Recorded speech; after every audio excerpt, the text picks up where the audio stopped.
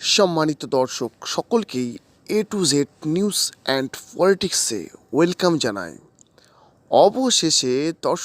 অবশেষে পাওয়া গেল অভিষেক বন্দ্যোপাধ্যায়ের প্রতিক্রিয়া। শাহজাহান কাণ্ডে এই প্রথম মুখ খুললেন অভিষেক বন্দ্যোপাধ্যায়। আমরা সাধারণ জনগণ থেকে শুরু করে সংবাদ মাধ্যম সবাই চাইছিল যে অভিষেক বন্দ্যোপাধ্যায় এই বিষয়ে কোনো প্রতিক্রিয়া জানাক। এত বড় একটি ঘটনা রাজ্যে ঘটে গেল, ইডির উপরে এত বড় হামলা ঘটলো, তাও আবার তারই দলের এক নেতা শেখ শাহজাহানের তরফ থেকে, যেটা অভিযোগ।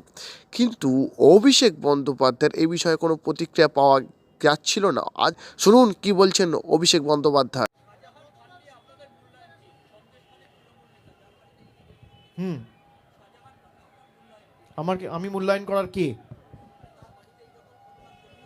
না, যা ঘটনা আমি যেটুকু সংবাদ মাধ্যমে দেখেছি এটা দুর্ভাগ্যজনক, কিন্তু যেটা আমাদের সরকারের তরফ থেকেও মুখ্যমন্ত্রী বলেছেন যে আপনি যদি লোকাল পুলিশের অ্যাসিস্ট্যান্স না চান তাহলে একটা কনফ্রন্টেশনের জায়গা তৈরি হতে পারে, তখন কিন্তু আপনি লোকাল পুলিশকে দায়ী করতে পারেন না। যে পুলিশ জানতো, আমি ধরে নিলাম পিছন পিছন সংবাদ মাধ্যম ক্যামেরা নিয়ে পৌঁছে যাচ্ছে সন্দেশখালী, তার মানে কি? আমি কোনো ঘটনা সমর্থন করছি না, যেটা হয়েছে অত্যন্ত দুর্ভাগ্যজনক, না হলে অনভিপ্রেত, না হলেই ভালো হতো। কিন্তু কলকাতা থেকে 3 ঘন্টার রাস্তা, সেখানে আপনি 8টার সময় পৌঁছাচ্ছেন, এরকম না যে বেলা 11টায় সংবাদ মাধ্যম আসছে। আপনি 8টায় পৌঁছাচ্ছেন, 8টা বেজে 1 মিনিটে সংবাদ মাধ্যম পৌঁছাচ্ছে। মানে আপনি রেড করতে যাচ্ছেন, খবর সংবাদ মাধ্যমকে দিয়ে যাচ্ছেন, কিন্তু আপনি পুলিশ প্রশাসনকে দিচ্ছেন না। তার মানে আপনার উদ্দেশ্যটা কি? আমি এইটুকু প্রশ্ন খালি জিজ্ঞেস করতে চাই।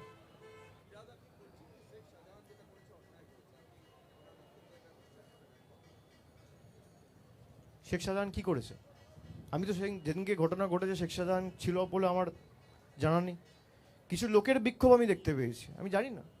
তবে যে ঘটনাটা ঘটেছে অনভিপ্রেত, এবং এই ঘটনাটা না ঘটলেই ভালো হতো। যে ঘটনাটা সেদিনকে তার বাড়ির বাইরে ঘটেছে, এটা কে ঘটিয়েছে তো তদন্ত ছাড়া বলা যাবে না। এবং তো কেস তো সাবজুডিস, অলরেডি ইডিও মামলা করেছে, অলরেডি সিট গঠন করে তদন্ত হচ্ছে। তো যতক্ষণ না তদন্তে কোনো রকম কোনো ফয়সালা হচ্ছে, আমি কি করে বলতে পারি এর পিছনে কে আছে? আমি তো গণৎকার নই, জ্যোতিষ নই।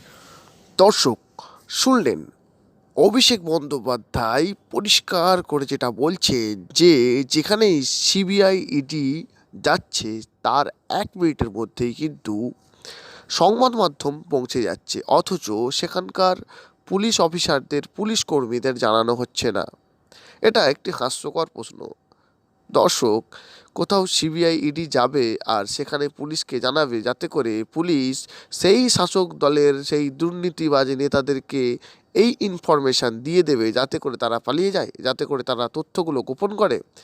এটা কখনোই সম্ভব নয়। আর এই বোকার মতো কাজটা তো অন্তত ইডি সিবিআই করবে না বলে আমরা আশা রাখি, আর সেটা তারা করছেও না।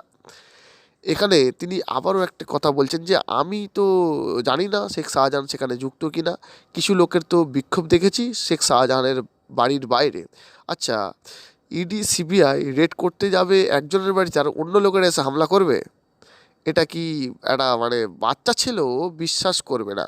যার বাড়িতে রেড করতে গেছে তারই লোকেরা যে করেছে, এই ঘটনাটি ঘটিয়েছে, সেটাই কিন্তু একটা পরিষ্কার করে ধারণা তৈরি করা যায়। প্রিয় দর্শক, আপনারা কি বলবেন? আপনাদের মূল্যবান মতামত অবশ্যই আমাদের সঙ্গে শেয়ার করবেন এবং প্রত্যেকটি আপডেট সবার আগে পেতে অবশ্যই আমাদের চ্যানেলটিকে সাবস্ক্রাইব করে পাশে থাকবেন। ধন্যবাদ।